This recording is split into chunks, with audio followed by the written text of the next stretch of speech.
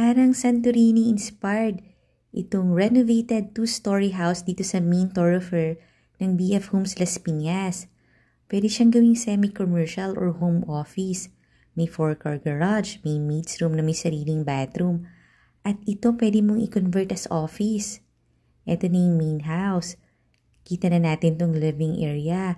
Open layout siya sa dining area at sa kitchen. Medyo malaki rin. Ang lot area nito ay nasa 195 square meters. Ang floor area nasa 230 square meters. Malaki tong kitchen.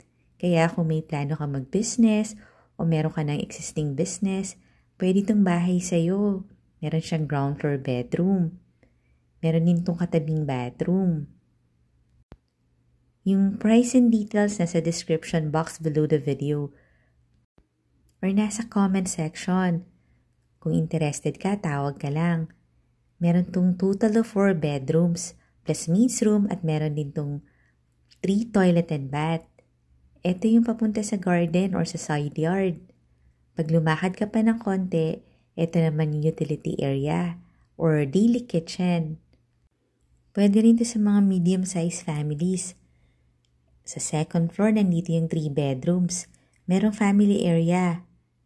Medyo maluwag, no? At ito na yung first bedroom. Follow and subscribe ka na ha kasi dito mo makikita ang dream house mo. At kapag nakasubscribe ka, lalabas sa feed mo yung mga available houses. Ayan yung master bedroom, may sarili siyang bathroom. Malapit lang din ito sa South Mall, sa Robinsons Mall. At talagang flood-free ang iyong community. Accessible pa sa public transportation. Kaya kung semi-commercial house ang hanap mo, sana makonsider mo to. Ito naman yung isang bedroom, tapos ayun yung common bathroom niya.